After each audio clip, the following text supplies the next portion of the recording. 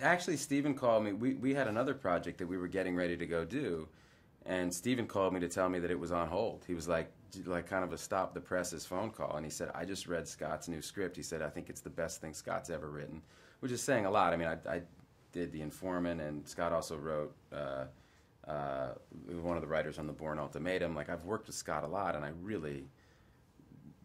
think I think very highly of him, and so to get like this call from Steven saying, "I think this is the best thing Scott's done," you know, I was like, well, hell, man, send it over.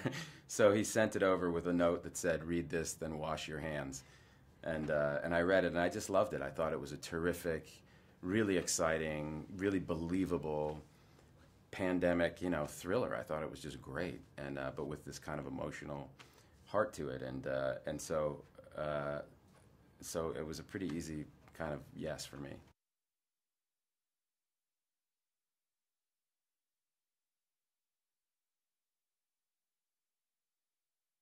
My whole storyline is, my wife dies and my stepson dies, and so my daughter is the only surviving family member, and as a dad, I could really relate to this guy, and I think audiences will be able to relate to him because it's, what do you do in that situation, and you know, his agenda is very simple and very, he's just trying to survive this thing and keep his daughter safe and alive,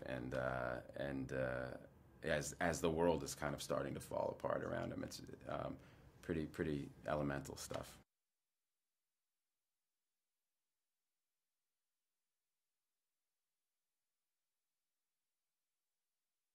All the research that they did was really just in trying to kind of gin up a story that was as realistic as possible, and so this is like very, very real.